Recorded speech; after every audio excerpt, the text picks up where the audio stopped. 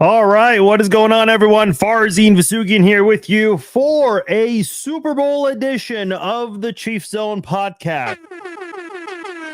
Yes, it is the last breakdown of the season. Win or lose, it's the last breakdown of the season. We can say that for a fact. Very excited to do this one here. Hey, big shout outs to all of you guys. This has been a fun season to talk about. Win or lose. The product on the field has not always been fun, but doing this podcast, bringing it back this season, and I had no idea it would pick up the way it did, especially after essentially deactivating it 3 years ago. And for people to be excited for it to come back, obviously a lot of new people who never listened to this podcast in the past. Obviously a very exciting season. So thank you guys for that. Very, very fun, exciting times doing this podcast, win or lose. Listen, I still remember we started this podcast in 2007, and I'll never forget. I'll never forget those years. I still remember the first year we got to do a podcast when the Chiefs won the AFC West and how excited I was about that. Now we're doing podcasts about the Super Bowl.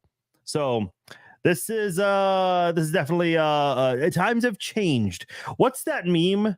I used to pray for times like this. Yeah, that's essentially how I felt at that time. But nonetheless, very excited for this episode of the Chiefs Zone podcast. A lot of things to get into here. Got some roster news that just broke about less than an hour ago officially. So we will touch on that and some injury updates regarding a couple of players and their status for Super Bowl Sunday. I also wanted to touch on the whole Super Bowl media palooza, if you will. Some positives, some negatives. This is probably the weirdest year for the Chiefs when it comes to the Super Bowl media. Eric Bieniemy actually came back to the Chiefs when we did not know it. It was temporary, but did come back to talk to the team. I'll touch on that as well. And of course, we'll break down the game between the Chiefs and the 49ers. I will give you my score for this game, and I'll give you my top 3 choices for MVP and who I think is going to be the MVP in this football game. I'm very excited. Obviously, I saw a couple of you guys in the comments already. Appreciate you guys here. Jim mentioned anxious. Yeah, Bob says good time to be a Chiefs fan. This is the golden era of Chiefs football right now, 100%. Yeah, I mean the week is going by so slow for a lot of people. I get it. Everyone feels that way, but nonetheless, it is definitely an exciting time. Let me just start by bringing this up here because I think listen. I was guilty of doubting this football team. I had a lot of question marks about this football team. We had Jason Dunn on the podcast last night, and he even admitted he was very skeptical about this team, especially with the coaching staff and whatnot. But ultimately, I think me personally, and I can't speak for every single Chiefs fan. I know there were some Chiefs fans that weren't sure, and I can't really blame them because the Chiefs didn't give us a lot of reasons. But see, Brian says the haters love the haters. Yeah, I mean there were a lot of people that were very adamant that the Chiefs would be one and done. Did they look like a one and done team after the Raiders lost? Yeah, probably did. Did they look like that from what we saw in the second half in that Philadelphia Monday Night Football game? Yeah, for sure. But at the end of the day, this is a football team that just doesn't quit. Here's what I learned. And I know a lot of people have strong opinions about some people in the national media. I know a lot of people have opinions about a guy like Colin Cowherd. But do you know what Colin Cowherd said? And I can't remember if this was before or after the loss to Buffalo. Somewhere around that time. But he mentioned that dynasties are not perfect. He actually compared this Chiefs team to the 2014 and the 2017 Patriots teams, which, by the way, what happened to those two Patriots teams? They went on to win the Super Bowl. They both had embarrassing losses to the Chiefs that year, blowout losses. The 2014 one was in week 4 when the Chiefs broke the sound record for loudest stadium in the NFL. And then in 2017, week 1, the first game to open up the 2017 NFL season, Colin Cowherd also compared this Chiefs team to the Tampa Bay Buccaneers team when Brady played his first season there. Guess what? That team also won the Super Bowl. What do all 4 of those teams have in common? The 2014 Patriots, the 2017 Patriots, the 2021 Bucs, and the 2023 Chiefs. Well, all of them, I mean, they were inconsistent. There were times where they were written off by a lot of people. Remember when the Chiefs destroyed the Patriots on Monday Night Football? Every single person wrote them off. People in the New England area, they were demanding for the franchise to move on from Belichick and Brady. Their own fan base wrote off the GOATs. So to me, I think a lot of people just tend to forget, and this is kind of what I've learned now with this football team, is dynasties are not perfect. They're just not perfect. You want to go undefeated, go 19-0, 20-0 now because of the extra game we have. Well, it's just not doable. Listen, I know we all love Nick Wright, but picking the Chiefs to go undefeated was just silly. And unfortunately for Nick Wright, that backfired real fast. The very first game of the NFL season. I still remember in 2017 when the Chiefs went to visit the Patriots for week 1, a lot of people picked the Patriots to go 16-0. And guess what? The Chiefs took a shit on that prediction in the very first game of the NFL season. So I think the point I'm trying to make here is dynasties are not perfect. And guess what? This Chiefs team started 1-5 in 2015. Now, they were not a dynasty at the time. Alex Smith was the quarterback, but it doesn't change the fact that they started off terribly. They had a 1.4% chance of making the playoffs that year. And guess what? They still found a way to bounce back. They pretty much went undefeated the rest of the regular season and then into the playoffs, continuing that winning streak. You look at, you look at 2019? Chiefs had kind of a rough stretch at one point, and they went on to win the Super Bowl that year. 2021 was kind of a wild start for the Chiefs. They were 3-4. Mahomes led the NFL in interceptions. Tyreek Hill and Travis Kelce were among the top 5 in drops that year. And nobody thought they'd be able to bounce back. And guess what? It still was not perfect in that 8-game winning streak, but they gradually got back into the swing of things, and they eventually got that. I think they were the number 1 seed that year, 2021. No, they were number 2, because I think it was Tennessee who was number 1, and Cincinnati went and upset them. And Cincinnati also came to Kansas City and won that football game. But still, nobody thought the Chiefs were going to get to that point even. And then look at this year, the drops, pretty much at a rate with the winless Cleveland Browns. For that team, this Chiefs team had a drop rate very similar to a winless football team. So think about this. The amount of drops the Cleveland Browns had when they went 0-16, and the Chiefs, who are in the Super Bowl, we just saw the similarities there. But one massive difference is you had the Chiefs go to the Super Bowl. We don't know exactly the outcome of that yet, and the Browns didn't win a single game that year. I think with Andy Reid as the head coach. And look, I think with what Andy Reid's done in his history and the trust that everybody has with him, this team just kept fighting. Patrick Mahomes, same thing. Travis Kelce, a guy who will go to war for his teammates. I'm sure you guys all heard in the New Heights podcast, whenever the Chiefs were coming off that Buffalo win, what did Travis Kelce do? He took all of the blame for the McCole Hardman fumble, which a lot of people disagree with, but that's just the kind of guy Travis Kelce is. Even Kadarius Toney and his struggles, Travis Kelce continued to defend him, defended Marquez Valdes-Scantling. You know who else has been defending all of their teammates throughout all the struggles this year? Patrick Mahomes. Man, what did Patrick Mahomes say after MVS dropped that touchdown pass? He said, "Nah, I could have thrown a better pass." He kept saying the same thing when his receivers let him down. He said, I could have thrown a better football. So instead of, not that anyone would ever bash their teammates publicly, but players would try to, what am I trying to try to at least be kind about it publicly? Mahomes didn't even go that route. Mahomes took the blame for everything, and that made the entire team, specifically the wide receivers, want to fight for him. That is insane. I mean, this is where this football team is. And a lot of people kept talking about, when are the Chiefs going to flip the switch? We just kept waiting. When? When is it going to happen? We know they have the talent on this football team. When? When will it happen? Well, it took a very long time, but they started on New Year's Eve. That is when it all started. And that carried over into the playoffs, and they're in the Super Bowl. I don't know how many people outside of Kansas City thought this football team was going to make it to this point. Probably very few, but they're here. They are here. This is maybe the worst Chiefs team that we've had since Patrick Mahomes got here, and this team made it to the Super Bowl.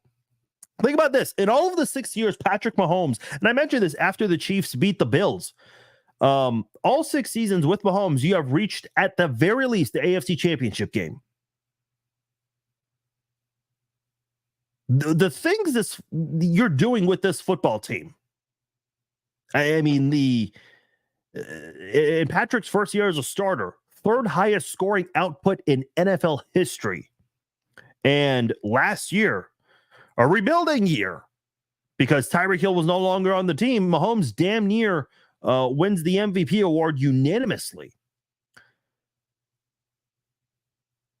So this football team, all the things that they have done, and the defense, the things that the defense is doing this year, they're definitely doing a lot of things that we haven't seen before.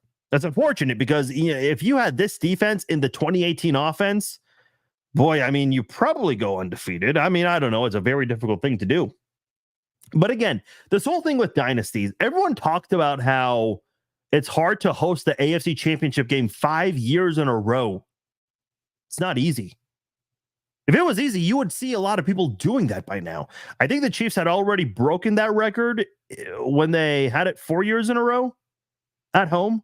I know obviously the Bills went to 4 straight Super Bowls, so obviously 4 straight AFC title games there, but I don't think they hosted every single time. And the Chiefs didn't host it this year, and guess what? They had to go on their own. No, folks. Patrick Mahomes has to go on the road in the playoffs. Well, guess what? He won in Buffalo. He won in Baltimore, and the Chiefs are in the Super Bowl. Whatever obstacle you want to throw at this football team, all the adversity this team has had to go through and deal with, they've always come out on the other side of it on top. And Patrick Mahomes did an interview on Sirius XM NFL Radio, and he was asked about this whole thing with this run that they're in, and the amount of success this team has had. And he made a very interesting comment saying that you never know if this is going to be your last one, and you've always got to enjoy the process. Andy Reid keeps getting asked about, whether or not, if he thinks, he's the best coach of all time, if this is a dynasty. Travis Kelce getting asked if he's the best tight end of all time. And they keep deflecting these questions because this is not their concern right now. Their concern right now is this game on Sunday. And I love those answers because it shows you how focused they are and not getting caught up in the media. Listen, you hear this a lot in basketball. Who's the best? MJ, LeBron, Kobe. Like, you get this conversation a lot in that sport. And you had it a lot between MJ and Kobe, although a lot of people thought it was MJ, but you still had some people make a case for Kobe. Well, now with LeBron and everything he's done, now that he's played more seasons, he has entered the GOAT talk, and that has kind of heated up. Me personally, I still think it's MJ, but not to get into that. That's not what this podcast is about. My point here is that even though the Chiefs do have players that are in the GOAT talk, with Mahomes and Kelce and Andy Reid as a head coach, they're not focused on that right now. So I liked all the answers. Obviously, the PR staff has helped them out with that, and rightfully so. I think a lot of that stuff is, something that fans and the media love to discuss because it always generates attention. If I, wanted to put a post right now, who is the greatest tight end in NFL history? Well, a lot of you guys would say Kelce, but I'm sure there are a lot of people outside of Kansas City that would want to join in on that conversation. So, because it is a big conversation. We've been having this conversation for more than a year now with Travis Kelce. I saw Shannon Sharp. He was on Pat McAfee's show. He said Kelsey's the GOAT. Gonzalez has been saying it. Rob Gronkowski specifically said Kelsey's the best pass-catching tight end. So I guess, overall, he's not giving it to Kelce, but he kind of is in a way. So you're getting all of these things right now with this football team, but the Chiefs very focused on the task at hand, and that is good to see because that is what the team should be doing. Real quickly, before we move forward, I want to let you know this podcast is brought to you by SeatGeek. If you want to go to Super Bowl 58 in Las Vegas and spend thousands of bucks and potentially save $20, if you're a first-time customer, you can use my promo code Farzine and you will save $20 off your first purchase from SeatGeek. Go to SeatGeek.com. You want to go to the Super Bowl. You want to go to a KU basketball game, K-State, Mizzou. You want to get ready for Royals baseball. I got my Royals tickets already. If you're a first-time customer of SeatGeek, go to SeatGeek.com, pick your tickets, and use my promo code Farzine, and you'll save $20 off your first purchase. Let's talk about this Chiefs defense for a moment, because I think we spent a lot of time talking about the offense and what they've overcome. And I've seen a lot of people in the chat talk about Christian McCaffrey. Well, let's get into that, because what has been going on with the Chiefs defense? Well, they've gone up against a lot of great offensive players this year. This Chiefs defense, all the stats you're seeing about how they're the second best in total defense, second best in points allowed per game. I mean, those are no misleading stats right there. They have definitely been earning all of those stats there. By the way, the Chiefs just put out a tweet that Jerick McKinnon was limited in practice today. So this is Jerick McKinnon's first time practicing since the week they were preparing for the New England Patriots. I believe that was on the 17th of December. So he was limited in practice today, and Joe Thuney did not practice. In fact, real quickly, I think I'll just go over this real quickly. So Sky Moore was activated from IR today. He is on the 53-man roster. Now he's replacing Charles Omenihu on the 53-man roster. Joe Thuney did not practice today.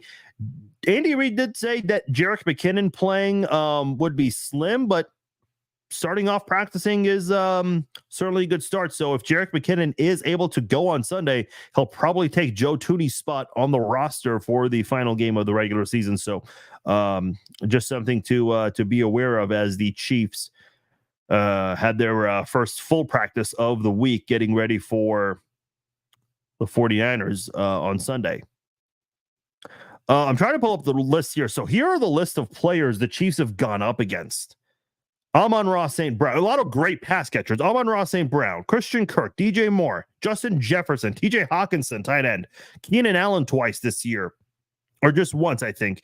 Tyreek Hill, they've gone up against him twice this year. AJ Brown, Devontae Smith, Devontae Adams twice, Jamar Chase. The Chiefs have gone up against a lot of great wide receivers this season and tight ends. So how well this defense has played certainly should not be lost on anybody. And then you look at the playoff run. They played against Miami. Yeah, Miami was banged up on defense, and a lot of people love to talk about that, but Miami had all their players on offense. Remember when the Chiefs lost to the Broncos and they were getting ready for the Miami game in Germany? A lot of people kept pointing out, well, the Chiefs lost to the Broncos, and the Broncos allowed 70 recently at the time to Miami. Well, what happened? They couldn't even score more than 14 points against the Chiefs. And one of those touchdowns was kind of a gift from Chris Jones doing what he did the year before against Indianapolis, where he got an unsportsmanlike penalty after a third down stop. So, and you saw it, and I think that's kind of a fair reflection of what you saw in the playoffs when Miami only had one touchdown in this game, and that was the Tyreek Hill on a play where Trent McDuffie just got lost, and he was trying to interfere with Tyreek to at least prevent a touchdown, and he failed at that. But what did Trent McDuffie do after that? Played aggressive football on a fourth down pass to Tyreek Hill, which hit his hands. McDuffie goes in there and breaks up that pass. So McDuffie made up for that mistake anyway. And he's been playing great all year. Then you beat Miami. Well, who do you play the following week? Josh Allen and the Buffalo Bills on the road, mind you. And Josh Allen had been playing great for the Bills during their surge, and the Chiefs put an end to that. Well, who did the Chiefs play the week after that? Lamar Jackson, who is set to earn his second MVP officially tomorrow night. And the Chiefs didn't allow any big plays outside of that one touchdown play to Zay Flowers. Yeah, Baltimore did move the ball better in the second half, but they couldn't get a touchdown there.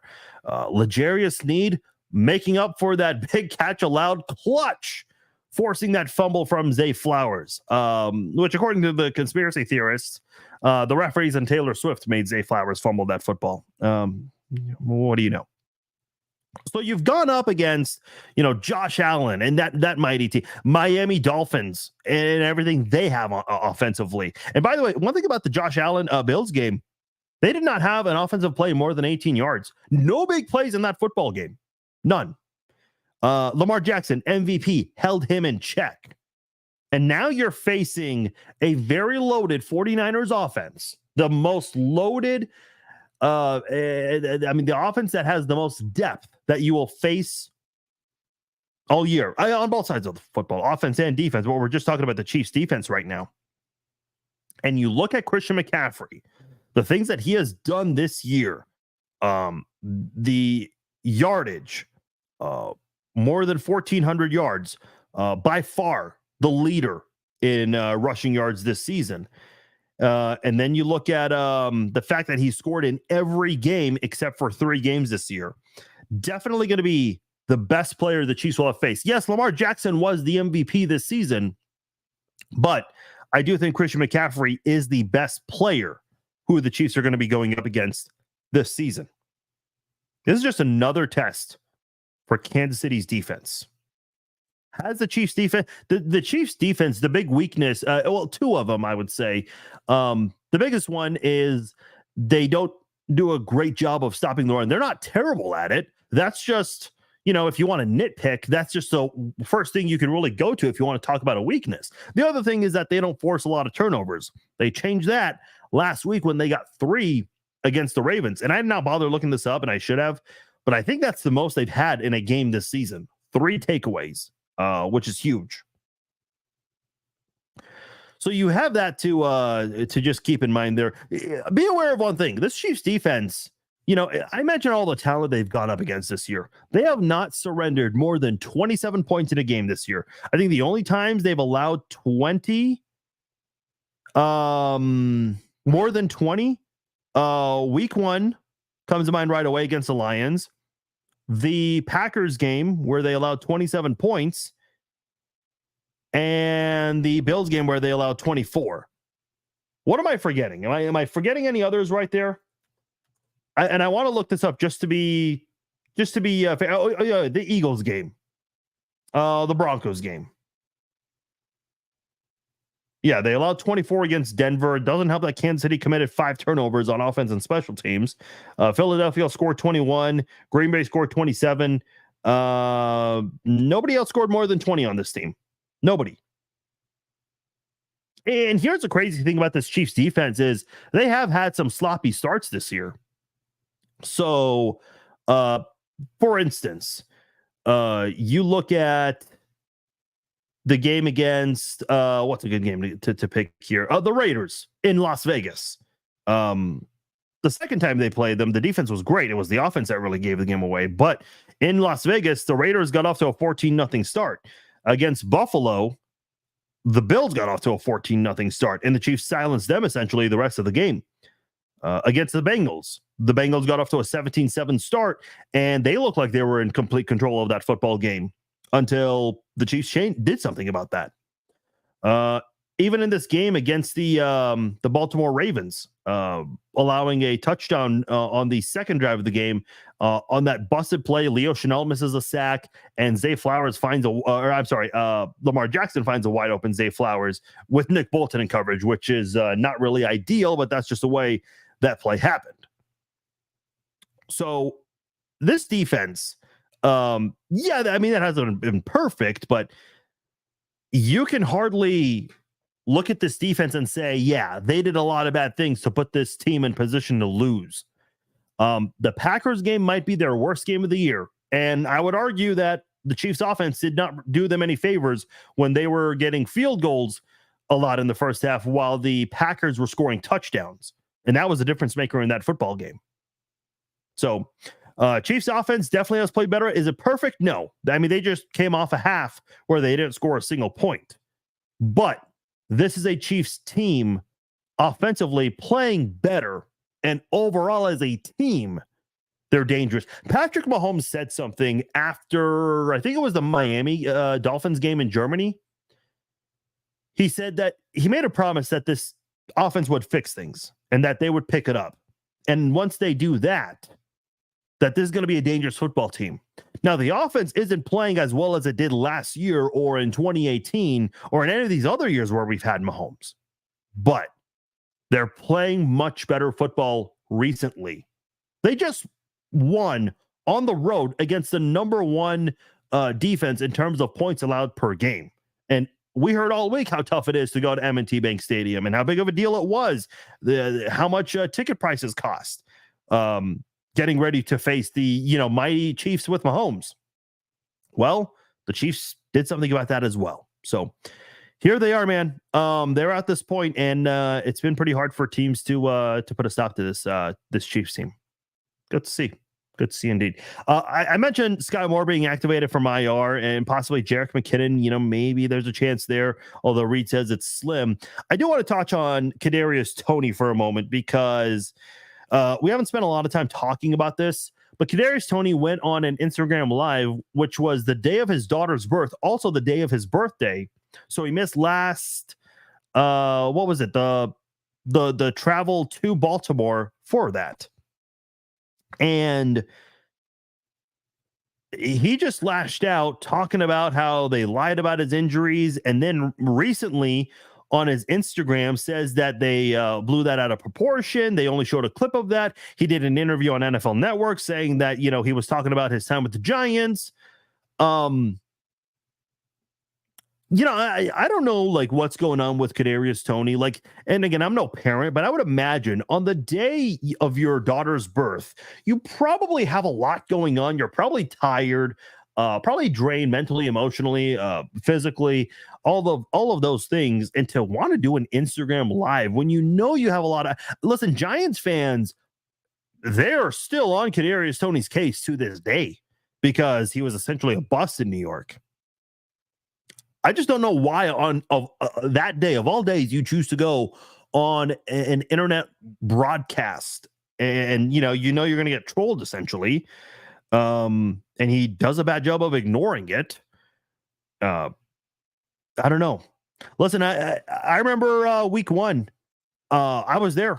I was at Arrowhead when he dropped that pass in the second half, late in the second half in the game. And everyone was shouting, F you, Toney. And I remember on my way back to my car, I'm just looking at all the tweets and everybody wants Toney gone. And I've been defending this kid saying, look, he just had a massive Super Bowl. I had the longest punt return in Super Bowl history and also played a part in that touchdown catch. Yeah, it was a great play call, but he still did his part in making all of that happen. If it wasn't for his speed, he probably does not confuse the Eagles defense the way he did. And I think, he's done a lot of great things on this football team. But I'm starting to think, maybe we've just seen our last sight of Kadarius Toney in a Chiefs jersey. I don't know if he plays on Sunday or not. I would honestly, if I was a betting man, I would bet Sky Moore plays instead of Kadarius Toney on Sunday. Not that I hate KT or anything, but unfortunately, number one, he's been a headache off the field, especially recently. And number two, he's just been a liability at this point. He really has. Sky Moore, has he been good? No. But has he hurt this team as much? Not really. I mean, Kadarius Toney has actually, in the waning stages of a game, has actually hurt you. And I think it's unfair. Like D Ford, everyone talks about D Ford and how, he was offsides against the Patriots. A lot of people talk about Joseph Osai and he pushed Mahomes out of bounds, even though he had a great year. And that was not the only reason why the Bengals lost that football game. Like, people forget there, I understand the last 5 minutes and especially the 2-minute warning. Like, everyone always talks about what happens during those late moments in a football game. No one talks about what happens, if a team makes a costly mistake early in a football game. Nobody ever talks about that. People only talk about the things that happen late in a football game. But unfortunately for KT, just not coming up in the clutch in those late game situations, it has hurt the Chiefs. And when it happens repeatedly, you're going to get sent to the doghouse. And that's essentially what's been happening. Now, Andy Reid has pushed back and says, the injury report's not a lie. And KT's kind of I don't know how much of this is PR, how much of this is really what KT is saying the truth, but he's saying, no, he was talking about his son with the Giants. So, look, I don't know. It's just not a good situation to be in PR-wise. And, it's just one of those situations where I think if you're Kansas City, you can probably move on from him. Listen, this is Andy Reid's offense. And I know there are retirement rumors and whatnot, but the Chiefs keep pushing back on that. Look, I won't dismiss it, but I don't think he's going to retire.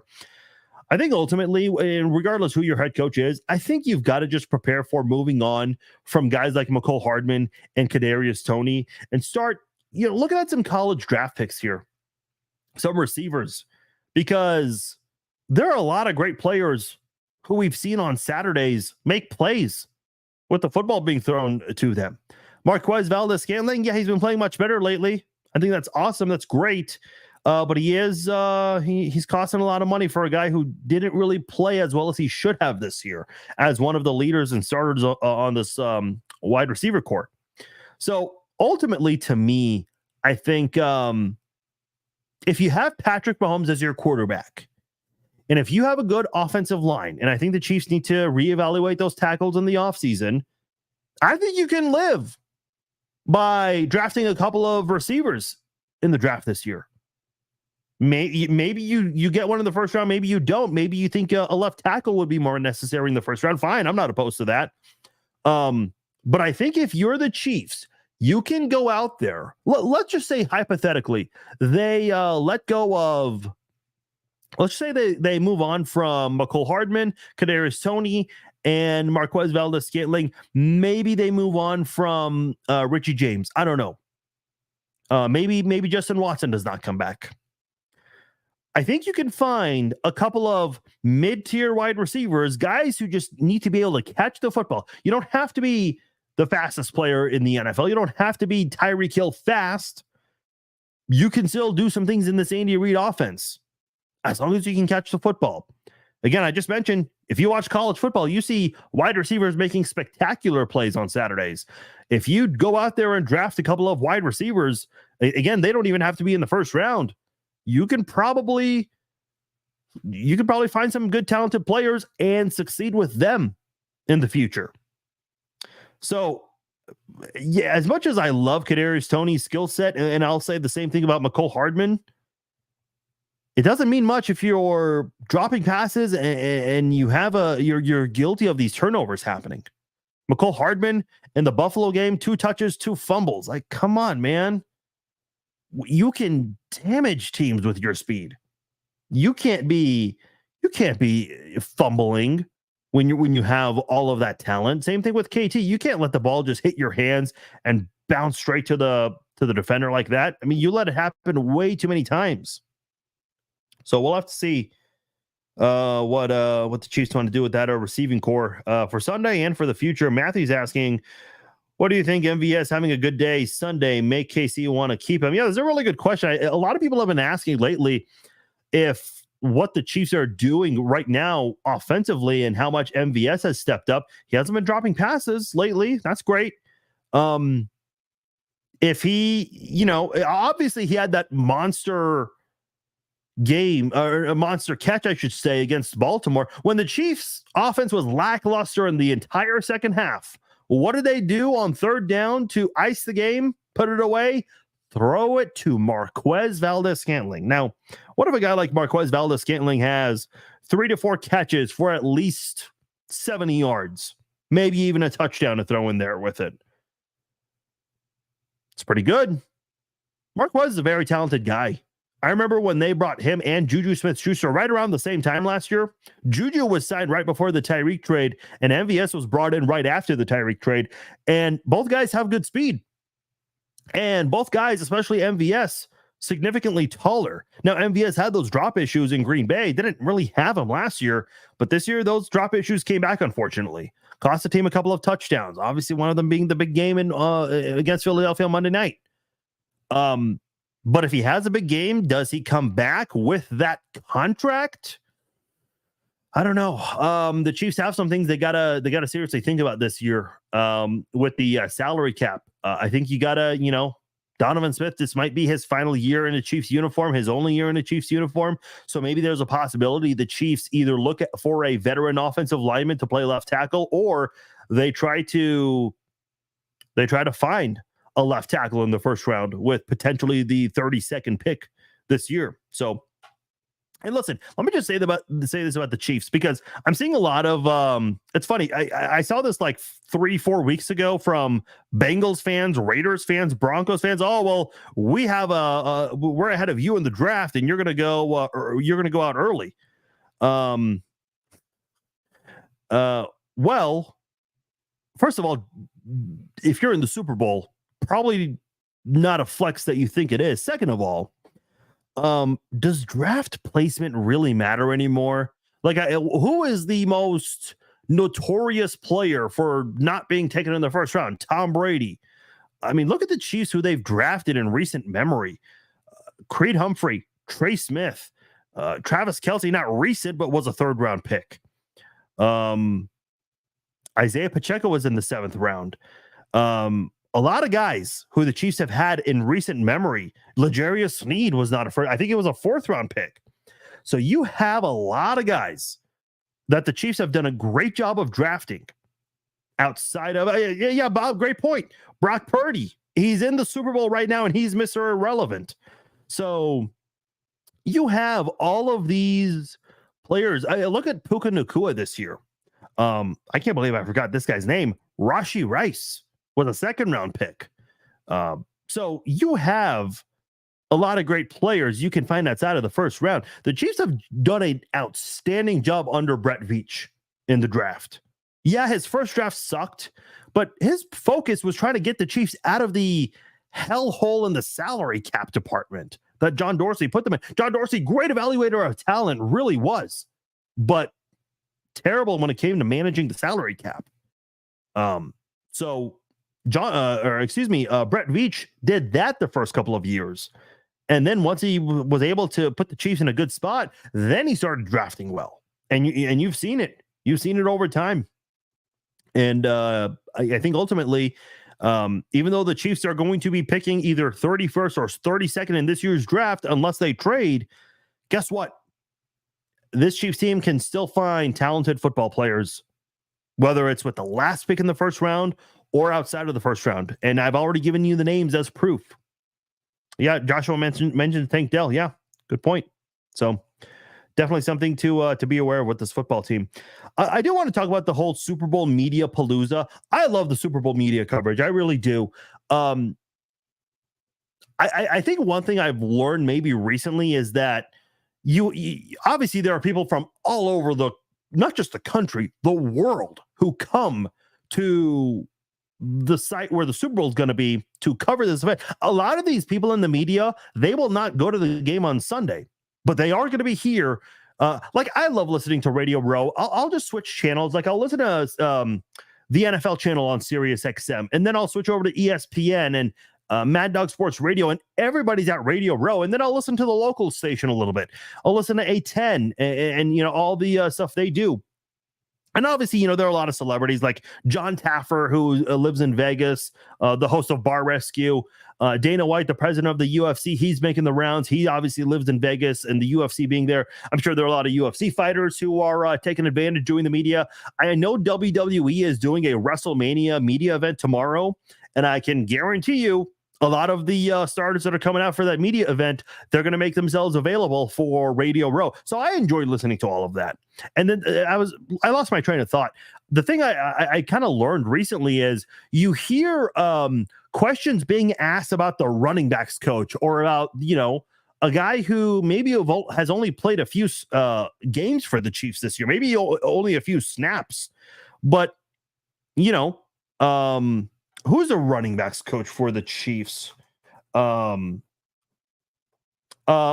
Dylan McCullough. He was receiving. Andy Reid was asked about him today because he had coached high school recently, and so I think there was a reporter from the same city as that high school came out to Super Bowl Media Week to ask about him because of that. So that's kind of like the cool part about Super Bowl Media Week. It's not just about Travis Kelce and Taylor Swift. It's not just about Mahomes and trying to put his name up there in the GOAT conversation. There are a lot of guys that we don't talk about generally, like let's say Rashee Rice. Obviously, he went to SMU. So a lot of the people who cover SMU are probably in Vegas right now, trying to write a story about Rashee Rice, which is cool. That's what Super Bowl Media Week is all about. And then you have the comedians, the celebrities who have a microphone and they go and ask funny questions. They don't care about football.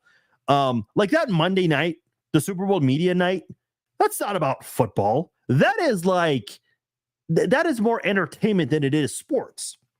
Now, unfortunately, Super Bowl Media Night does come with a few dumbasses who I don't know what story or what angle they're looking for, or if they just want TikTok views, because, a lot of the media, they're online on social media now. So, for example, Travis Kelce was asked, who gets a ring first, the 49ers or Taylor Swift? Like, that has to be the dumbest question I have ever heard in my entire life. I've heard a lot of dumb questions asked in press conference. I've asked a few dumb questions back in my younger days when I was in the media room. But to ask dumbass questions like that, I mean, listen, I get it. They give a press credential to anyone and everyone for Super Bowl Media Week. But that is just like, come on, really? I mean, what are you going to do? Like, make everyone take an IQ test? You can't. So those kinds of things just happen, ultimately. Andy Reid was asked by a reporter from Germany. Imagine this. Somebody from Germany flew all the way to Vegas, and you know how much those Vegas hotel rooms cost, especially this week with the rates being high for the Super Bowl. I don't know if he's paying or his boss, the media outlet, is paying it. He asked Andy Reid what his thoughts were. He started off the question kind of funny, like, oh, hey, you've been coaching a long time and technology has changed over time. What do you think of the conspiracy theory that Travis Kelce and Taylor Swift are here because they want to endorse Joe Biden and beat the Republicans? What answer did you think Andy Reid was going to give you? Seriously. I mean, I'm sure a lot of these guys do have political stances, but they're not going to say it publicly, especially in a week like this, to create a distraction. No one wants to do that. I know some athletes have certainly spoken their mind with these types of things, but at the end of the day, it's like, did you, and by the way, it's not like you get a second question because there are hundreds of people in that room, so they try to go to as many people as they can. Did you really think you were going to get some glorious answer for your German newspaper or TV station on this? Like, listen, I know the conspiracy theories are just wild. All the numbers with 13 and Taylor Swift, I mean, we've already gone over that. But my God, man, come on. At least be funny about it. I mean, make it at least worth having asked that question, but I don't know, man. I think the Super Bowl Media Palooza is maybe just a little overdone at times. What question would I have asked had I been given the opportunity? It's a good question. I think I would have liked to ask Mahomes, what was it like to be named the starting quarterback and then real quickly have your superstar status go from 0 to 100 and make it to the Final Four of the NFL every year? I I'd be very curious, like, what kind of an answer he would give, because I still remember the first two games. Forget about the Week 17 game in Denver. The first two games of the regular season in 2018, Mahomes had, 10 touchdowns and no interceptions? Everybody went insane for his start. And then I remember his first home game at Arrowhead was against the 49ers, coincidentally, who the Chiefs play this Sunday. Mahomes running around in the pocket and his blockers not giving up. Eric Fisher, Laurent Duvernay-Tardif, continuing to block. And he found, who was it? Was it DeMarcus Robinson or Chris Conley in the corner of the end zone there? I was like, that was by the way, my first moment where I was like, okay, we got ourselves a quarterback. The first time where I realized we have a superstar was that Denver game that same year when the Chiefs were down by 10 entering the fourth quarter. Drew Lock, I think it was Drew Lock.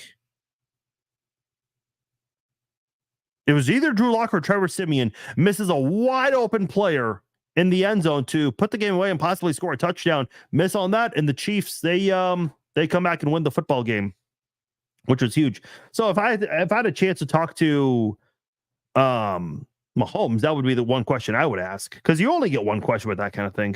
Oh, the left-handed completion. Oof. That was the game, man. That was the game I was referring to. That was against Von Miller, of all guys, too. Von Miller. Steve, I appreciate the question. I know I did touch on some off season, but in terms of the specifics, we'll probably save that for another podcast, because we've already got a lot of things to go over right now. And we just don't have all the time for it. We're already 46 minutes in. We haven't even broken down the game yet, and I got a couple of other stories to get into real quickly. So save that question for a future podcast, Stephen. Definitely worth talking about as we get closer and closer to the game. I do want to get into this story about Eric Bieniemy, who visited the Chiefs, which again, I think is insane that he's not getting any offers for a head coaching job.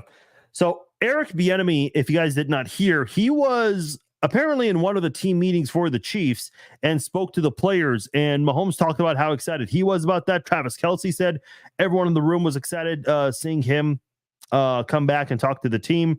Specifics are not really revealed at this point as to what Bieniemy said. But you know what, man? He came back and he spoke to the team. How many drops did the Chiefs have against the Ravens? I think only one, and that was on Richie James. That was Mahomes' first incompletion. Even then, kind of a bad pass from Mahomes, but I don't think that was an accident. I don't think that was a coincidence, by all means. So it was good to see EB back. Is he going to come back to the Chiefs? I don't know, man. He's obviously been replaced in Washington. He said hell no to the Raiders job, as did Mahomes' college coach. His name escapes my mind right now. Cliff Kingsbury. Yeah, Dustin saying assistant coach for a position. I don't know. Like, that would be a bigger setback for him. Like, he already took a lateral move as an OC. Now, I mean, I guess, do you demote Nagy coming off a Super Bowl appearance? If the Chiefs lose in embarrassing fashion offensively, then yeah, I guess you could justify that. But no, Bob. So this is a good question. Could they get him for tampering? No, because he did have permission from the Commanders at the time. And I'm not familiar with Bieniemy's contract. I assumed it was a 1-year deal, but yeah. Oh, Charlene asked a really good question. Chiefs Kingdom, how does it feel being the villains? Our players are eating it up. I love it. Obviously, this is a shorter distance for the 49ers fans to go out for media night. I don't think it's a fair indication as to how the game is going to go. Now, Chiefs Kingdom has been spending a lot of money on merchandise and Super Bowl tickets recently, so I don't know if Chiefs fans might take a break from this one, especially with tickets being more expensive. San Francisco, yeah, the median average income is much higher than Kansas City, so there's a possibility that this might feel like a third straight road game for the Chiefs. I know statistically it would not count as one, but I think a lot of 49ers fans are expected to be there for the Super Bowl. I loved Monday night, though. Whenever Patrick Mahomes, they were talking to him, he was getting booed. Whenever Brock Purdy, they were talking to him, he was getting a lot of cheers. Chris Jones was riling up the fans at Allegiant Stadium during media night. Travis Kelce, he loved it. I mean, he was into it. So that was great to see. I love seeing all of that. So Yeah, a lot of you guys want to see EB come back. I hope so. I mean, that'd be nice. If no one else is going to give him a head coaching job, yeah, come back here. But unfortunately, he wants to be a head coach and has to prove himself. The unfortunate part is he has to prove himself away from Kansas City, which I think is stupid. Why are you holding that against the guy? That makes no sense whatsoever. Not one bit. So just silly. This one's a little bit old news, but I haven't had a chance to discuss this on the podcast yet. Zay Flowers was fined almost $11,000 for his taunt against L'Jarius Sneed. And I posted this, and Ravens fans still, like, even at this minute, Ravens fans are still commenting on that post. And so many people are commenting, what about Travis Kelce? He taunted all game long. Folks, catching 11 passes off 11 targets for 116 yards and a touchdown is not taunting. It may feel like taunting. I mean, the Chiefs offense certainly taunted the Ravens defense in that first half, but that's not taunting. Travis Kelce pointing towards the end zone for a first down, which a lot of players do, is not taunting. Travis Kelce getting Justin Tucker's crap and throwing it out of the way is not taunting. You don't want your crap thrown? Well, then put it out of the way, because players are trying to warm up. There's no reason for someone's kicking tee to be at the 1 yard line, by the way. I don't know anybody who practices field goals from the 1 yard line. Maybe little league players, maybe middle school, high school players, but I've never seen an NFL player practice field goals from the 1 yard line. And if any of you guys have seen that, show it to me. Show it to me, and I'll delete my social media for that. Joshua has the best comment of the night. I bet you are eating your popcorn on that comment section. I eat my popcorn every single time anybody comments. By the way, let me address something here, because it's a very small percentage of people. Have you guys noticed that there are some people who troll every single post, and I don't block any of those people? Not that I read every single comment, but I notice a certain pattern from some people. You're not getting blocked by me. I want you to keep commenting. Yeah, you see these sponsors here? Let's just say there's more money in the bag based off engagement, okay? And you're helping the engagement. So please keep commenting. Please keep calling me names in the comments. There's a reason why you idiots don't get blocked by me or any of the admins. I just had to put that out there. Josh, you fired me up, man. Okay, speaking of getting fired up, let's talk about the game on Sunday. Chiefs, 49ers, Super Bowl 58 in Las Vegas. I'm going to give you my breakdown, my score prediction. I will give you my top 3 options, or what's the better way of saying it? I would say the guys who I think are most likely to win MVP. I'll give you that, and I'll give you my name for MVP on Sunday. Weather for this game, sunny with a high of 53 and a low of 34, but no one gives a damn because this is all going to be indoors. By the way, let me just say something quickly about Allegiant Stadium before I forget. I get it. It's the Super Bowl. They're adding more suites. If you guys have been to Allegiant Stadium, or if you've just seen pictures, what's really cool is they have the torch behind one of the end zones, and it's kind of like a wide open area too, so you can kind of see the bottom of the torch and the people walking around that area.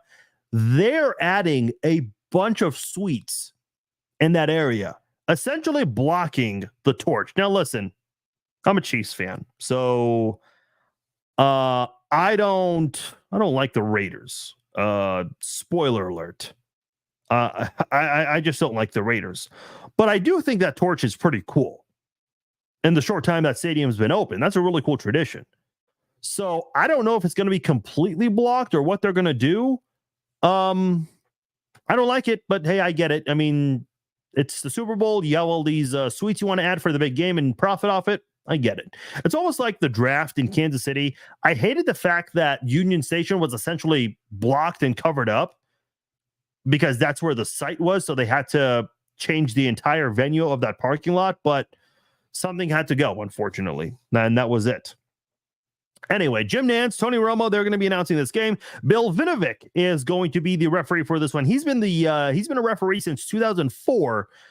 He was the referee in Super Bowl 54 between the Chiefs and 49ers. So get those conspiracy theories written up while you can. He was also the referee in the Chiefs-Bills AFC Championship game. He was there for Chiefs-Browns Week 1 in that comeback win in 2021. He was there for Chiefs-Raiders Sunday Night Football in Allegiant Stadium. He was also there for the first Chiefs-Bengals AFC Championship game meeting. And he was also there for the Chiefs-Bucks Sunday Night Football game. It was the last time we saw Brady versus Mahomes. That was Sunday night in Tampa last year, Week 4, Sunday Night Football. So that was the last time Bill Vinovich refereed a Chiefs game. So he'll be refereeing this one for Super Bowl 58. Head coach Kyle Shanahan, obviously the son of Mike Shanahan. Been with San Francisco since 2019, was Atlanta's offensive coordinator from 2015 and 2016. The Browns OC in 2014, was with the Redskins from 2010 through 2013 with his dad there. He was also the Texans offensive coordinator from 2008 to 2009. And with the Texans previously, he was a QB coach in 2007 and the wide receivers coach in 2006. So he was the offensive coordinator for 4 different teams from 2008 to 2016 before he finally got a head coaching job. Took him some time, but nonetheless, he eventually made his way to being a head coach. One of the better offensive assistants. Yeah, I know a lot of people remember him for how he coached that Super Bowl against the Patriots with the Falcons. Unfortunately, very similar moment when the 49ers were up by 10 against Chiefs 4 years ago. Not unfortunate for Chiefs fans, but unfortunate for Kyle Shanahan. So this is definitely like a revenge factor for Kyle Shanahan and that entire 49ers team, the guys who were still on that team at the time. Guys like Kyle Juszczyk, George Kittle, a couple other guys as well.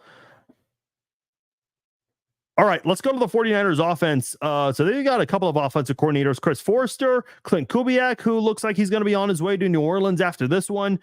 The 49ers offense, they rank in the top 6 in really everything. 2nd in total offense, 6th in passing, 3rd in rushing, 3rd in points per game, scoring almost 29 points per game. They're 4th in third down offense, converting 47.5% of the time. Kansas City is 6th in that category at 43.6%. The 49ers have attempted the fewest 4th downs this season with 13. So they've had the second fewest 4th down conversions with 7.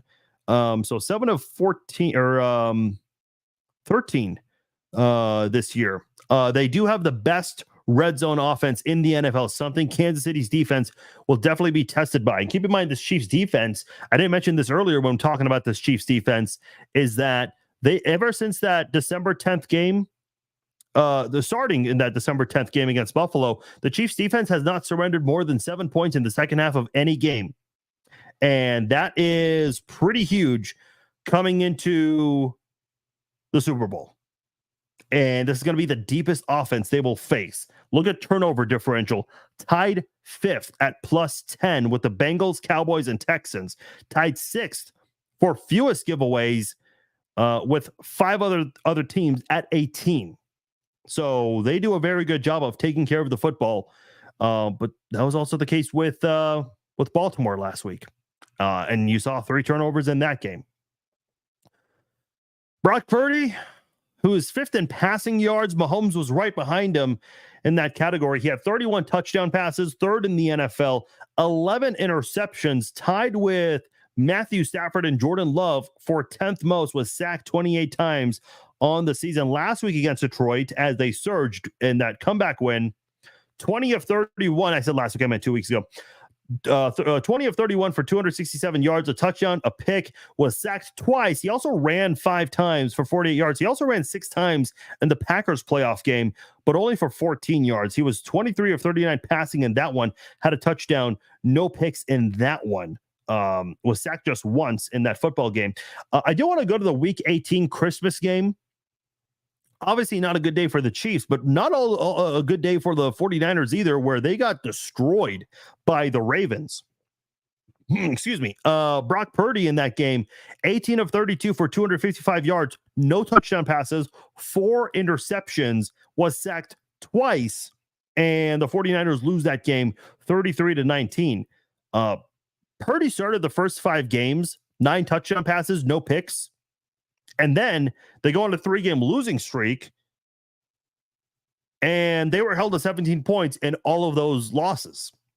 To Cleveland, where he had 1 touchdown, 1 pick. Against Minnesota, 1 touchdown, 2 picks. And against the Bengals, 1 touchdown, 2 picks. So keep this in mind with the 49ers, because the 49ers have lost 4 times this year.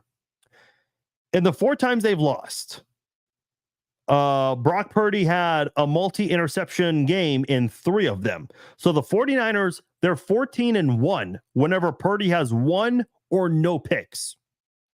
But the 49ers are 0-3 whenever Brock Purdy throws multiple interceptions. Let me read that one more time, because that's a huge stat coming into the Super Bowl.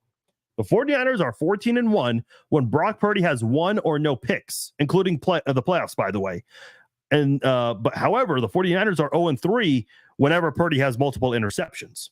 So that's a big key. I'll give you another key. Christian McCaffrey, who led the NFL in rushing yards this year by a wide margin, almost 300 yards ahead of Derrick Henry, who was second in rushing yards this year.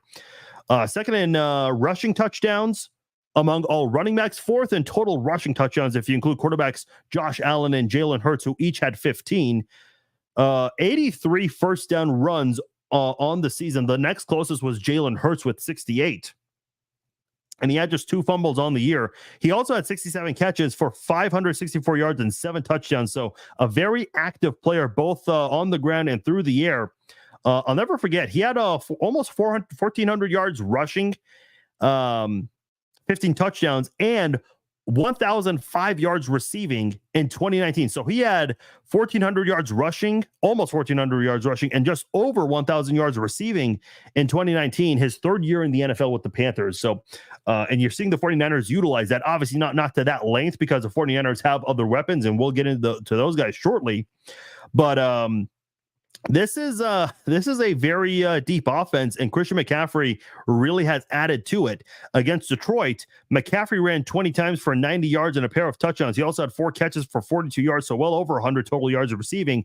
He also had 17 runs for 98 yards against the Packers, and had 2 touchdowns in that one as well. So he's had a pair of rushing touchdowns both playoff games this year. Against the Packers, he had 7 catches for 30 yards. By the way, he's had 21 regular season touchdowns this year. 14 of them were rushing, 7 were receiving. That ties Raheem Mostert for most touchdowns this year. So obviously this is a guy, he is a scoring machine. I already mentioned in the 18 games they've played this year, 16 regular season games, he was inactive for the week 18 game. And then the playoff games, he has scored in every game except for 3. Which is very impressive, especially for a running back, because running backs aren't used like they used to be, 15, 20 years ago. And I think Christian McCaffrey, he has kind of shown that old school style of running back play.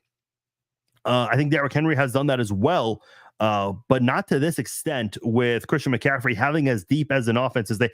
This 49ers offense does remind me a lot of the Chiefs offense with Dick Vermeil when Trent Green was the quarterback, Priest Holmes, Larry Johnson as your running backs, Tony Gonzalez as your tight end, and then you had some good receivers there in Eddie Kennison, Johnny Morton, Dante Hall as well. So I'm just kind of realizing this kind of does compare a lot to the Chiefs from the early 2000s. Didn't really realize that until now.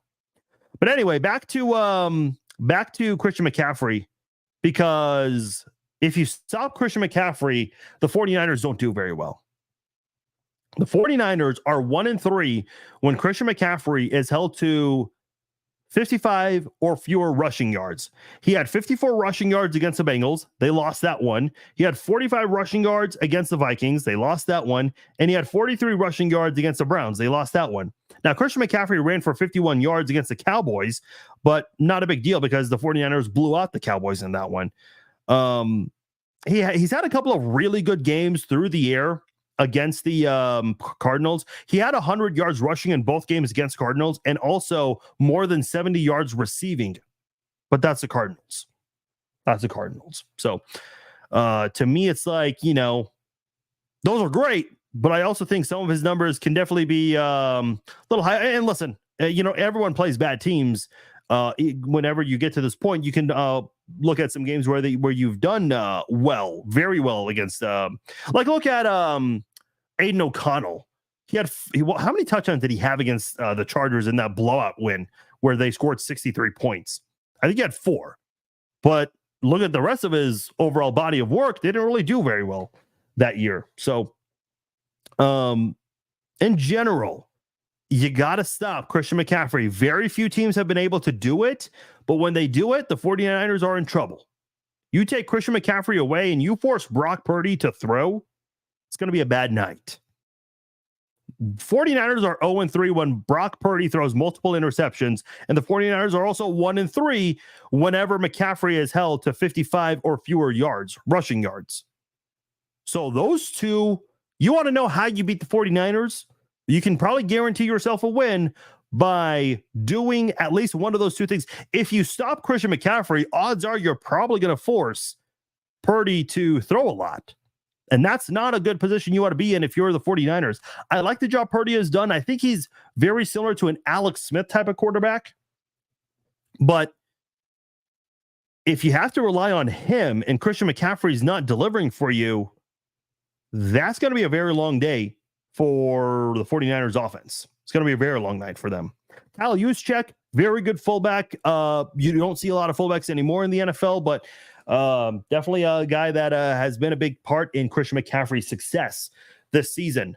Brandon Ayuk, good receiver, 7th in receiving yards, over 1,300, 75 catches, which ties him 31st in the NFL. So he doesn't have as many catches as a lot of number one receivers, but has the top 10 in receiving yards, yet he's outside of the top 30 in catches. He's averaging almost 18 yards per catch.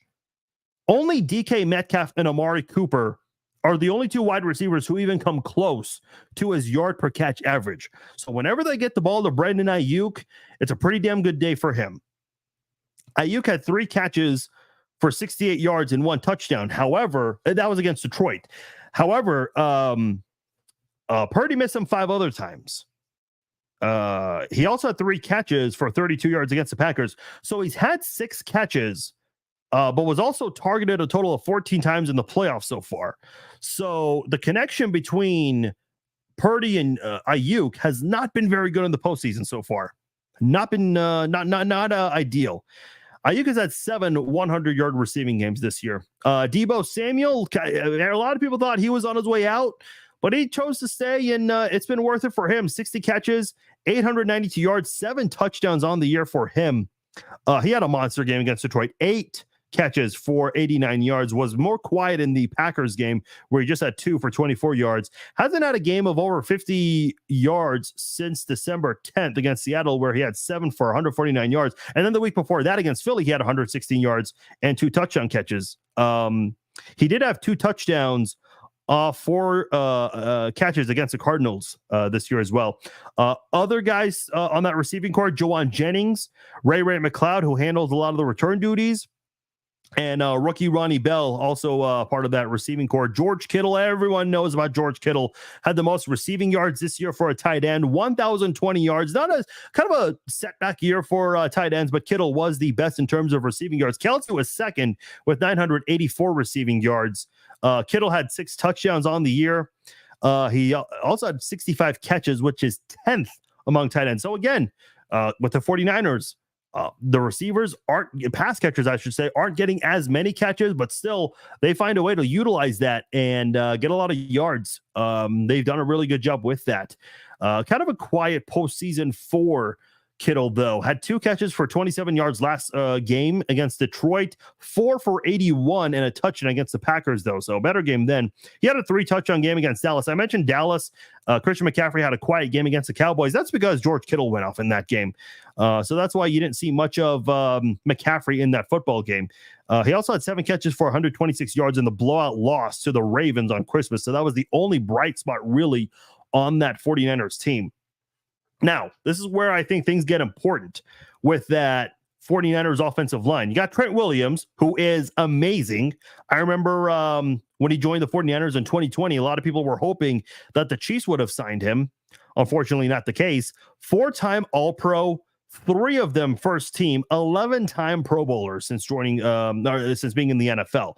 Left guard Aaron Banks, center Jake Brendel. This is where things get a little interesting. The right guard John Feliciano, he's allowed 6 pressures in 2 playoff games so far. Colton McKivitz, this might be the most important player on the 49ers roster if you're a Chiefs fan. Colton McKivitz. Let me, by the way, look up his number. I think it's 68. Yeah, 68. So keep an eye on number 68, the right tackle for the 49ers, because that's who George Karlaftis is going to be going up against. McKivitz has allowed 47 pressures this year. That is 10th most of offensive linemen. He's allowed 8 pressures in 2 playoff games so far. That's not very good. That is not. He's also allowed 9 sacks this season. That is tied for 4th most in the NFL. Think about Orlando Brown last year with the Chiefs, or even with the Bengals this year. This is like, I mean, you've got to take advantage of this. The way pass rushers took advantage of Orlando Brown the past couple of years, George Karlaftis has to do that against Colton McKivitz. 100%. That's going to be your key to victory if you're Kansas City. And by the way, Chase Daniel put out a very key stat Monday night on NFL Network. Chase Daniel, of course, went to Mizzou, played for the Chiefs for a little bit. He said that the center, right guard, and right tackle for the 49ers altogether, they rank 30th in pressure rate allowed in the NFL. Damn near last in that category. So if you're Chris Jones, you're George Karlaftis, you're Mike Dana. I saw someone in the chat mention FAU. Step up. You got to have your biggest game tonight, or Sunday night, rather. Man, I keep thinking the game's today. I want it to be today. So hopefully the Chiefs' offense or defensive line is ready for this. And you know for a fact, Spags is going to send the house on Purdy. Go out there and blitz him. And I'll get into the blitz later on. But for now, let's switch gears and talk about the 49ers defense. Steve Wilkes, the D coordinator. Pretty good defense. 8th in total defense. KC is 2nd against the pass. They're 14th. KC is 4th in that category. Against the run, the 49ers are 3rd. The Chiefs are 18th. And boy, I'll tell you what, even though they have the 3rd best run defense in the NFL this year, Detroit had no issues running the football on this team in the first half. And I kind of wonder if that is something that the Chiefs try to utilize in this game. Because I would imagine McCullough and the entire Chiefs running back room, they've probably studied the hell out of that Detroit game, trying to find the holes and figure out why Montgomery and Gibbs were able to have the games they had in the first half, at least. And I'll get into that later on. Nick Bosa, everyone has heard of his name. 10.5 sacks, the reigning defensive player of the year. Same number of sacks as Chris Jones and George Karlaftis. He's also had 16 tackles for a loss. That is tied for 10th most. He's also got a pair of forced fumbles this year. He had 2 sacks against the Detroit Lions. They didn't have a sack in the last 4 games. That includes the Packers playoff game. So, like I mentioned, reigning defensive player of the year. Also the defensive rookie of the year in 2019. His first year with the 49ers. Also the year the 49ers went to the Super Bowl against the Chiefs. Fred Warner, who's having an amazing season as a linebacker, anchoring this defense. 132 tackles, leading the team. Phenomenal run stopper. Great in coverage. 4 picks on the season for Warner. So a guy that Patrick Mahomes definitely has to be aware of. And I'm curious to see how Travis Kelce does when and if he goes across the middle of the field and crosses paths with Warner. Definitely going to be interesting to see. Warner has been a Pro Bowler and a first-team All-Pro in 3 of the last 4 years, so very good year for him. He had 13 tackles against Lions, which ties him the most he's had in a game this season. So obviously a very good season for Warner and a good game coming off that NFC title game. Dre Greenlaw, another good linebacker for them, 120 tackles, 1.5 sacks. He did not have a pick all year, but he did pick off Jordan Love twice a few weeks ago in the divisional round. So he also got the game-sealing interception, as you guys remember. Eric Armstead, really good defensive tackle, 37 QB pressures, ties 12th amongst interior defensive linemen, has 5 sacks on the season, very good pass rusher. Not a good run stopper, though. So I think Trey Smith could have a great game against him, especially when the Chiefs choose to run the football. Did miss a few games this year, played in 12 of them, though. He did recover the Jahmyr Gibbs fumble last week. So Eric Armstead definitely opportunistic of that. Javon Hargrave, 7 sacks on the year for him, second on the team in sacks. And then when you get away from the 49ers front 7 guys, you go to their defensive backs. Here's a familiar name, Charvarius Ward, who's taking some heat this week because he was asked about what it's like to no longer be a Chief and be a 49er, and he said that the 49ers are better. Well, yeah, I guess you can continue to back that up with a win. So we'll see. Tashawn Gibson Sr., 1 pick on the season, and then the strong safety Jair Brown has a pair of interceptions this season. Charvarius Ward, not really the most reliable cornerback in Kansas City, but has played much better since joining the San Francisco 49ers. So, and I'm curious to see, with Gibson and Brown, who are average cover safeties, Mahomes can definitely take advantage of that if they want to utilize the passing game. I think there is a time and place for that, though, and I'll get into that a little later on. Special teams coordinator Brian Schneider, average special teams unit. The kick returner for Green Bay, Nixon, he actually had a 73-yard kick return against the 49ers. It was not a touchdown return, but a big return nonetheless. So I'm very curious if it's going to be Richie James or if it's going to be McCole Hardman, if they want to take a gamble and try to run it back on a kick return. I know the Chiefs have not done it often. A lot of kick returns we have not seen this year, but hey, it was almost done a couple of weeks ago, so maybe it could be done again. Ray McLeod III, he handles a lot of the return duties. Deebo Samuel, we've seen him do it a little bit, but nothing too special for those guys. Jake Moody, the kicker, 21 of 25 kicking. He had 3 misses between 30 to 50 yards. He does tie for the 7th longest field goal this season with a 57-yarder. However, in the playoff game against the Packers, he had a 48-yard field goal that was blocked right before halftime. He attempted another 48-yarder against Detroit. That one he missed in the first half. Definitely bad luck whenever he kicks from the 48-yard line. Or not the 48-yard line, but from 48 yards out. I don't know. Maybe he can make it 3 for 3 against the Chiefs. Punter Mitch Wisniewski, 15th in average punting, 10th in net average. So, average to above average punter. Has allowed just 220 punt return yards. Punters play a big role in that. Tommy Townsend not too far behind him, allowing just 207 yards. So very close in that area. So that is, ladies and gentlemen, the San Francisco 49ers team in a nutshell. My 3 keys to winning this football game. Number 1, take care of the football. I mentioned earlier in the podcast, and I'll say it again, this is the deepest team the Chiefs will face, both on offense and defense. The Chiefs have not faced a team like the 49ers all year. They faced a lot of great players on the season, but in terms of an overall unit, this is by far the best. So taking care of the football is going to be very important. Decisions like McCole Hardman running the ball at the 1-yard line, the jet sweep, no, forget about those things. Keep the ball in Isaiah Pacheco's hands. Clyde Edwards-Helaire, I trust, will do some good things as well. He's had a pretty good, he's been playing pretty well for the Chiefs lately, and I'd like to see him get more opportunities for sure. Speaking of Pacheco and Edwards-Helaire, run the damn ball. You want to talk about the 49ers and how they did stopping the run, or at least trying to stop the run in the first half a couple of weeks ago? Not very good. The 49ers allowed 86 rushing yards in the first quarter against Detroit. And in the first half overall, 148 yards rushing for the Lions. Now, unfortunately for the Lions in the second half, they only ran 34 rushing yards. Not very good. Not very good. So they definitely need to be better about that if you're the Chiefs, because I think the Chiefs can do what Detroit did on the ground. And listen, it's been noted by a lot of people. the Chiefs have been running the ball more lately.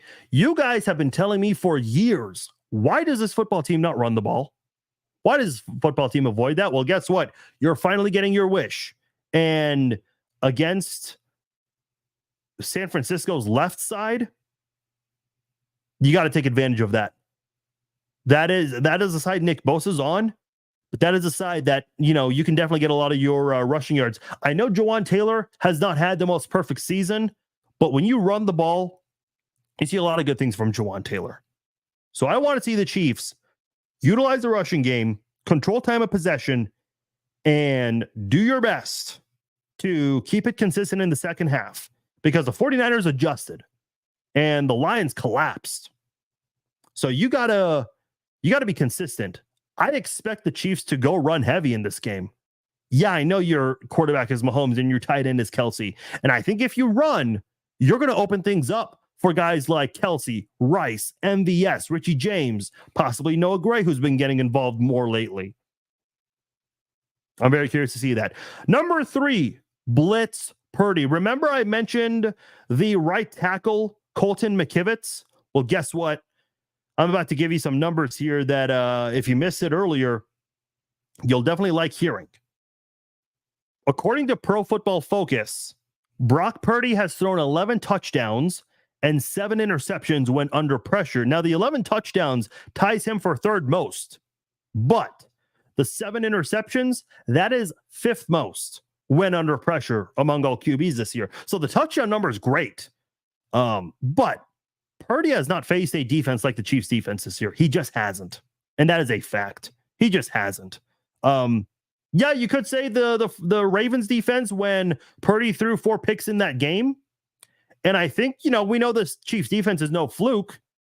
So if the Chiefs can mimic what the Ravens did in that Christmas night game, boy, maybe you could get a one-sided football game in this one. I don't think it's going to be a blowout, but I can see the Chiefs trying to mimic what the Ravens did in that Christmas Day game. Go, if you guys get a chance, if you have NFL Plus, go watch that Christmas Day game. If you guys think the week is going by so slow, go turn that game on, because you will see Brock Purdy make a lot of mistakes against a very good Ravens defense who the Chiefs just went up against.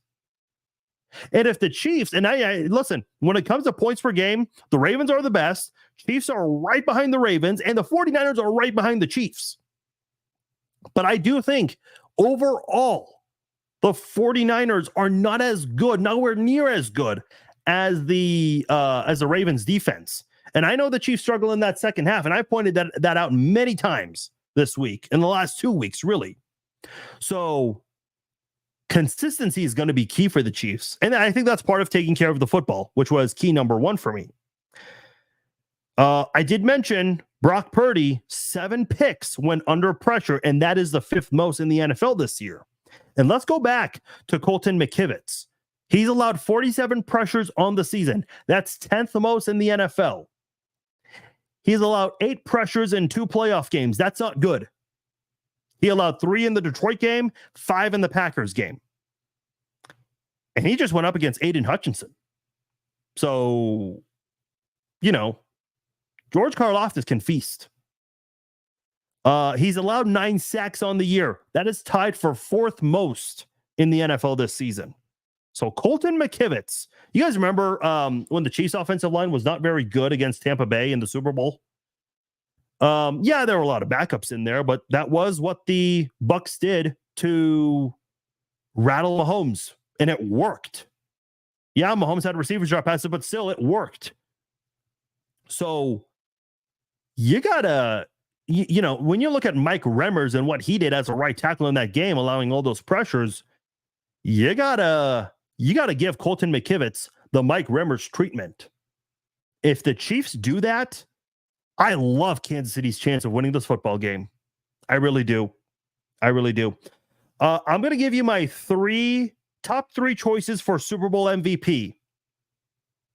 Number 3, Patrick Mahomes. I love the guy. I think he's on his way to having a Brady-like career, essentially. But I don't think he's going to be the guy who has the best game in this one. I know quarterbacks tend to get all the bias Because even in Super Bowl 54, didn't play great, but they still gave him Super Bowl MVP. I think it should have been Chris Jones or Damian Williams, but I digress. I don't think Patrick Mahomes is going to be the best player in this game for the Chiefs. I just don't. My number 2 option for MVP, Super Bowl MVP, George Karlaftis. Yeah, George Karlaftis. I already mentioned the Colton McKivitz stats. Not very good. The amount of pressures he's allowed, the amount of sacks he's allowed, it's a lot.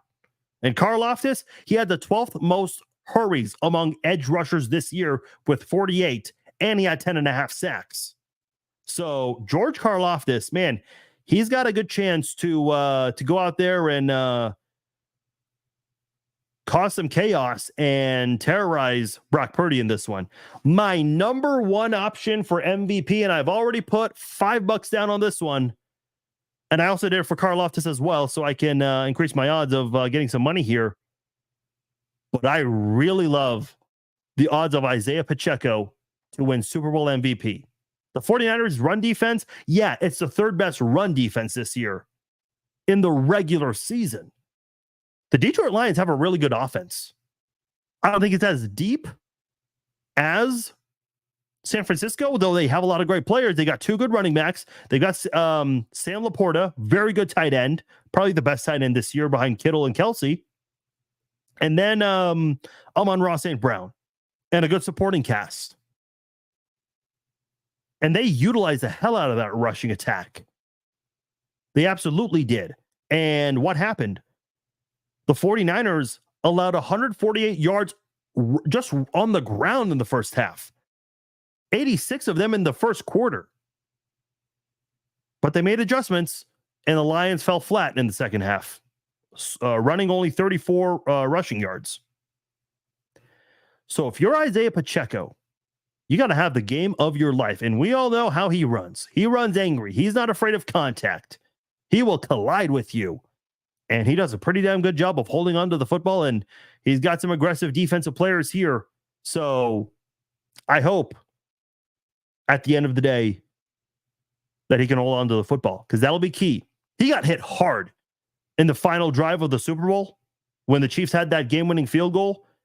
And I said this many times in the offseason. That was Isaiah Pacheco's best play, when he got hit so hard and he held on to the football. Because if he loses that football, Philly wins the Super Bowl. They just do. That's how it ends. But he held on to the ball and helped the Chiefs move down the field and eventually get that game-winning field goal at that point. By the way, you guys are talking about the linebackers in the chat. Yeah, Bob's talking about being the key to stopping the run. Yeah, Willie Gay is going to be available in this one. Didn't play last game. I keep wanting to say last week, but you guys all know what I mean. Willie Gay didn't play against the Ravens, which, didn't hurt them ultimately. Thank goodness. Corey also mentions Drew Tranquill. Yeah, he's been playing great this year. Nick Bolton has been slipping a little bit lately, and he had a really great Super Bowl last year, so I trust that he can recover and play better, because, and I don't think Nick Bolton has been great against the pass this season, but man, Nick Bolton, Willie Gay, Drew Tranquill against the run, I love it. I really do. I think Purdy could have, or I'm sorry, not Purdy, CMC could have a kind of a 50-50 toss-up game here. This is the best defense the 49ers will face. And it's a Super Bowl, so, it goes without saying. But sometimes you kind of see teams that maybe didn't play as well that tend to make it here. Chiefs offensively, no, they did not have a great year. But it is Patrick Mahomes and Travis Kelce and Isaiah Pacheco, who's been a monster lately. So all of the regular season numbers with the Chiefs, throw that out the window. Just like how I kind of did with the 49ers rush defense. You play a good running back tandem, you allowed 148 yards rushing in the first half. I can't get over that. Isaiah Pacheco has been playing great lately. Clyde Edwards-Helaire hasn't played as much, but whenever he gets an opportunity, defenses have a very difficult time stopping him. So if the Chiefs can have Pacheco and CEH mimic Montgomery and Gibbs, it's going to be a very good day for the Chiefs. I'm picking the Chiefs to win this one. MVP Isaiah Pacheco. My score, you guys keep asking. I'll give it to you. 31-17 Chiefs. That is my Super Bowl prediction. 31-17 Chiefs. Your Super Bowl MVP is Isaiah Pacheco. And if you want to put $5 on a backup MVP, do it on Karlaftis. Trust me, if there was ever a time where you could get a defensive Super Bowl MVP, Karlaftis could get it, maybe Chris Jones. I would lean more towards Karlaftis than Jones. But hey, if you got money to spend, you want to put $5 through a couple of different players there, Pacheco, Karlaftis, maybe Jones, go ahead and do that. Christopher saying MVP, MVS, boy, what a story that he is coming back for $11 million a year for that his final year of the contract. That would be worth for him to keep around for sure. All right, guys, it's been a long podcast. It's been a great season. It's the final game breakdown of the year. Thank you guys so much for a great season. The podcast is not going away, though. It's not. We're going to continue it. Reminder. Actually, I should probably announce this right now. The reason I did not start the podcast on time, I was speaking to somebody, and we seem to have a date and a time pinned down. Just moments ago, it's been confirmed.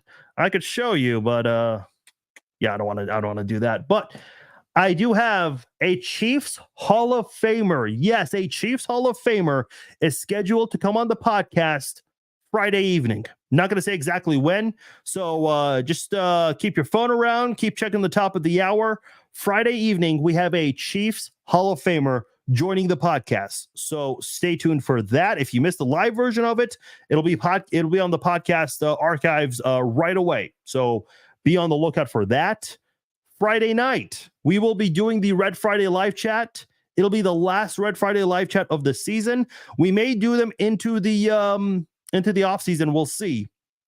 So just be aware of that. So right after the podcast, I'll take a little bit of a break, and then we'll do the Red Friday live chat.